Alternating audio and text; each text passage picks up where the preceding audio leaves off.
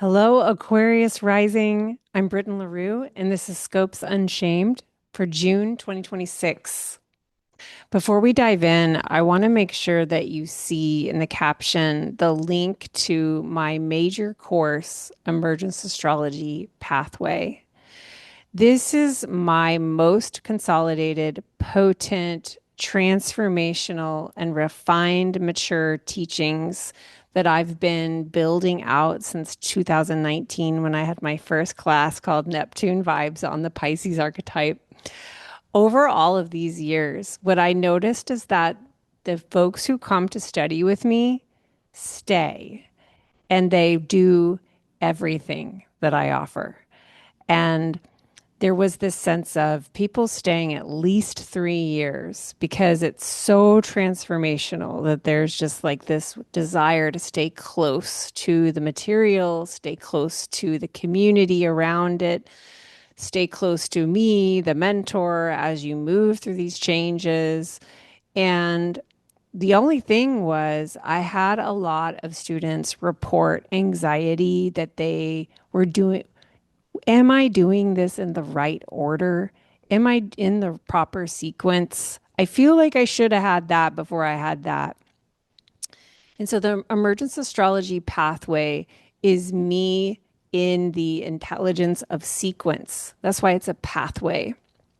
It's I moved all of my most powerful stuff into one place in an intelligent sequence so that you build as you go at a pace that's receivable. That's why we need a full year to 2 years to really give it the time. Saturn supporting us with time to let it really sink in an embodied way so that you sense yourself moving through the world differently now, more empowered, more authentic, more in yourself.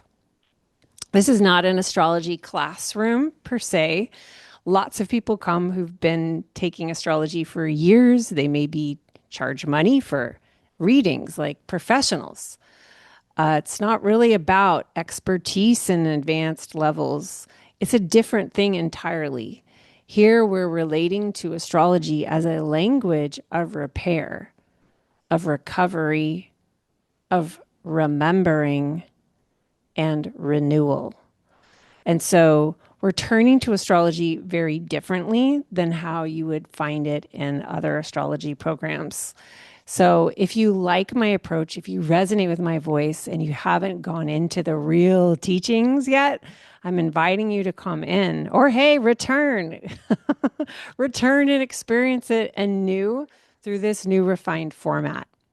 So, yeah, the link is below. Just go explore the webpage, learn about the class, sense if it resonates, sense if it's calling to you, and feel into, do I want to give this to myself? Because it will transform you and everything in your life. It's just true. All right, let's get into June. All right, Aquarius rising. Yeah, I mean when I looked at your chart, I kind of wanted to talk about something I didn't really talk about in the other scopes. I'm just really feeling for you the profound shifts that are at hand in your life right now. 2026, just like, whoa, take it easy. I think this is also true for Aries rising and for Gemini rising and for Leo rising. But I also see it a lot with all the cardinals. Everybody's in big change, okay? Everybody's in big change, but you have Pluto moving through your first house. So there's that. And next month, there's going to be a lot I want to talk to you about because Jupiter is moving into your seventh house of Leo, and it's going to be creating this situation where a lot of planets are talking to each other in powerful places in your chart. I'll be talking to everybody about it then.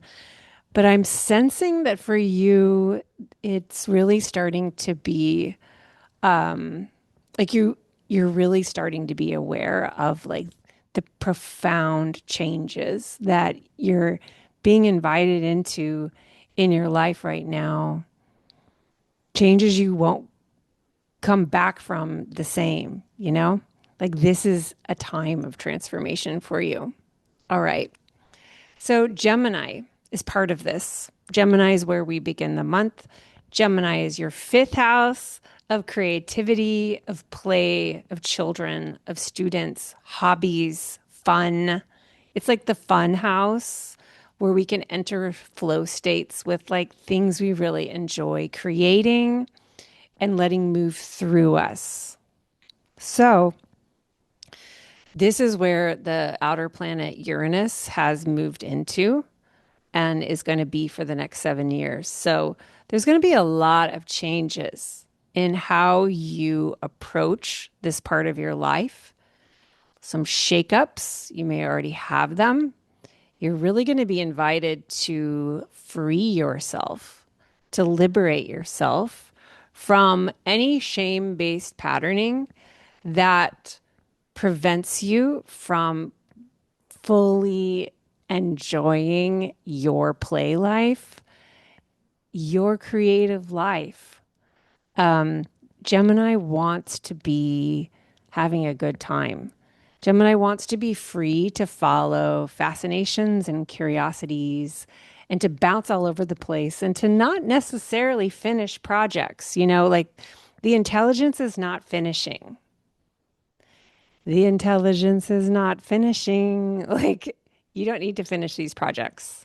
Um, do it if you want to, but if you don't want to, please do not shame it because Gemini is like a part of you that can synthesize from all kinds of places, wisdom from all kinds of places, a brand new thing that is coming through you, but it may be coming from bits and pieces, and you don't need to finish the thing that those bits and pieces came from. Does that resonate? So the tinkering that fascinates you, the wisdom is in just let it fascinate you until it doesn't fascinate you anymore. You got what you needed. Follow the curiosities, follow the questions, create from that energy. It's going to be a time of fascination for you. And the sun is illuminating this zone all the way until the solstice on the 21st. So a lot may be coming up around what you're learning now that Uranus is in this part of your chart and where it's taking you. The new moon is June 14th. So then the moon part will come in and like this could maybe a real zone to like do some clearing with the unshaming, clearing patterns of self-talk that make it hard to trust that you're safe to create the way you came here to create. And those places where you may feel unsettled, where you may feel insecure, where you may be really unsure of yourself. The point of that is to show you how to love yourself more, how to have more compassion for yourself, and to be with the parts of you that long for you to validate them. Those feelings are not here to torture you and to tell you that you're fucking it up because you can't fuck this up. Just follow the information that comes up. It's coming here to help you liberate yourself from the shame. All right. So that's going to be a theme. And then there's going to be the move into Cancer. And this move into Cancer is happening in your sixth house, which has a lot to do with caring for your physical and energetic body so that you can do the things that you do in a day the way you want to do them. So this is like a part of life that we don't notice that there's a problem until we have a problem, right? Like if your health is good, you're not thinking about health. You're just living your life. But then when you get sick, now you really notice your health. This is a part of life where it's like if you're in a really good energy efficiency, you just are following the patterns of your life that cultivate that energy efficiency. And as long as you follow your habits and patterns that help you with that energy efficiency, you're getting your things done and you're in your flow and you're in your day and you're sleeping and you're eating and you're exercising and you're working or whatever. And it's fine. So for you, Cancer season is a time of the year where things may be illuminated around your enjoyment of this part of your life or potentially your dissonance or misalignments in your life. This isn't to say, I predict you get sick, but things may come forward to help you see where you might just want to make some adjustments. And because it's Cancer, that's ruled by the moon is the whole focus of year one of Emergence Astrology Pathway. The moon may want you to be with those parts of you, younger selves, that may keep your energy efficiency patterns in the past rather than the present. The moon is always pulling us into the past. The past is sticky. Cancer is ruled by the moon. So, this realm of your life may have a stickiness to it because it wants to be updated to present time by healing, recovering, repairing, unshaming with the parts of you that think like the habits are old, like the habits of security are old. They're not actually resonant with you now.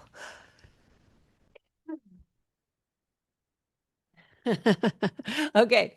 So, um, here's the deal. We are going to have a Mercury retrograde in Cancer.